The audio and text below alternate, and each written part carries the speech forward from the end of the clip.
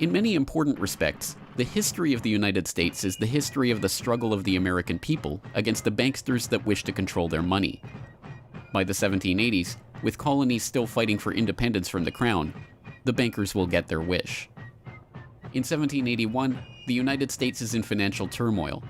The Continental, the paper currency issued by the Continental Congress to pay for the war, has collapsed from overissue and British counterfeiting. Desperate to find a way to finance the end stages of the war, Congress turns to Robert Morris, a wealthy shipping merchant who was investigated for war profiteering just 2 years earlier. Now, as Superintendent of Finance of the United States from 1781 to 1784, he is regarded as the most powerful man in America, next to General Washington. In his capacity as Superintendent of Finance, Morris argues for the creation of a privately owned central bank deliberately modeled on the Bank of England that the colonies were supposedly fighting against. Congress, backed into a corner by war obligations and forced to do business with the bankers just like King William in the 1690s, acquiesces and charters the Bank of North America as the nation's first central bank. And exactly as the Bank of England came into existence loaning the British Crown £1.2 million, the BNA started business by loaning $1.2 million to Congress. By the end of the war, Morris has fallen out of political favor and the Bank of North America's currency has failed to win over a skeptical public. The BNA is downgraded from a national central bank to a private commercial bank chartered by the state of Pennsylvania. But the bankers have not given up yet. Before the ink is even dry on the Constitution, a group led by Alexander Hamilton is already working on the next privately owned central bank for the newly formed United States of America. So brazen is Hamilton in the forwarding of this agenda that he makes no attempt to hide his aims or those of the banking interests he serves. "A national debt, if it is not excessive, will be to us a national blessing," he wrote in a letter to James Duane in 1781. "It will be a powerful cement of our union. It will also create a necessity for keeping up taxation to a degree which, without being oppressive, will be a spur to industry." Opposition to Hamilton and his debt-based system for establishing the finances of the U.S. is fierce. Led by Jefferson and Madison, the bankers and their system of debt enslavement is called out for the force of destruction that it is, with Thomas Jefferson writing, "The spirit of war and indictment, since the modern theory of the perpetuation of debt, has drenched the earth with blood and crushed its inhabitants under burdens ever accumulating." Still, Hamilton proves victorious. The first Bank of the United States is chartered in 1791 and follows the pattern of the Bank of England and the Bank of North America almost exactly. A privately owned central bank with the authority to loan money that it creates out of nothing to the government. In fact, it is the very same people behind the new bank as were behind the old Bank of North America. It was Alexander Hamilton, Robert Morris's former aide, who first proposed Morris for the position of financial superintendent, and the director of the old Bank of North America, Thomas Willing, is brought in to serve as the first director of the First Bank of the United States. Meet the new banking bosses, same as the old banking bosses.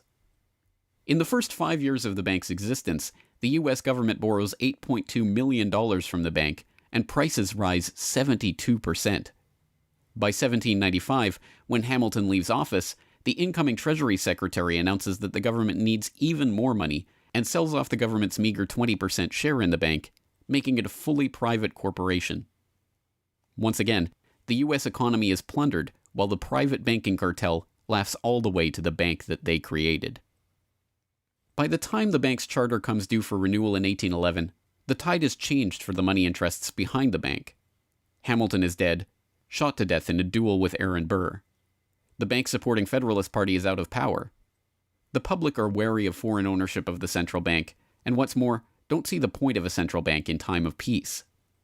Accordingly, the charter renewal is voted down in the Senate, and the bank is closed in 1811. Less than a year later, the U.S. is once again at war with England.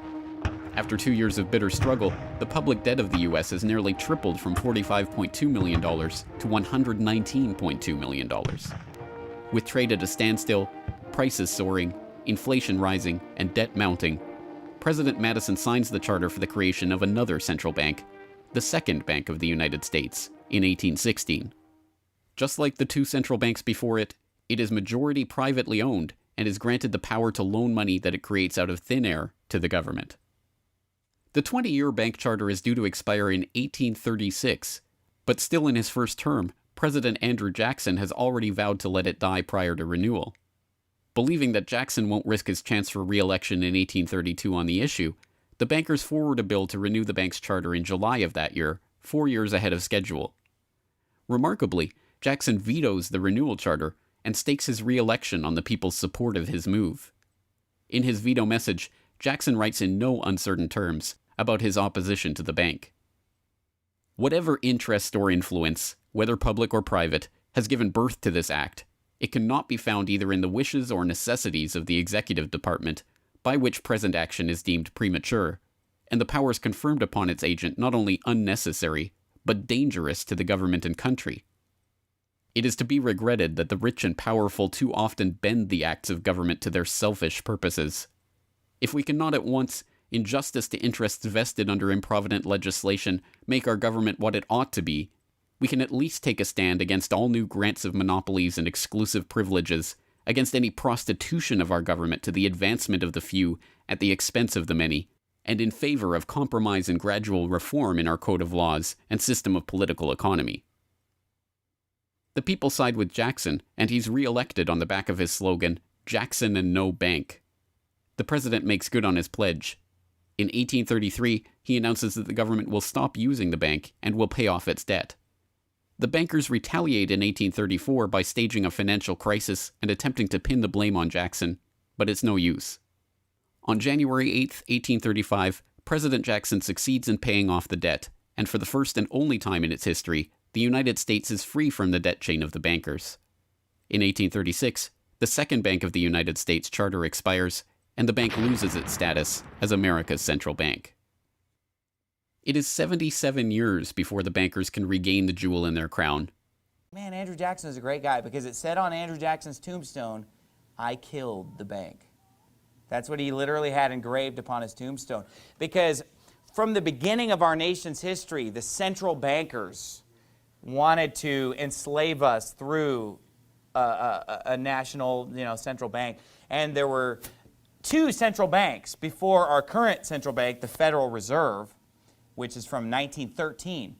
But Andrew Jackson killed the second central bank, and he made that his mission to fight against, and he considered it his greatest achievement of his life, and it was a great achievement because the Federal Reserve System, steals our money and steals the value of our money through inflation, and all these bankers, they lend all this money to our government at interest, when in reality our government has the power to make their own money. But instead, they borrow it from a private bank and pay interest for no reason except to enrich these uber-wealthy bankers. And so Andrew Jackson was one who stood up for our financial freedom as Americans and fought against the bank. But, his personal life was not something that we should have great respect for. He was a sinful man in his personal life. And one of the things that he did that was scandalous was that he married a divorced woman. And that was something that was at the time considered very scandalous. Now today, that's not scandalous at all. I mean, it's just totally accepted. But at the time, our country was in a different place spiritually and morally.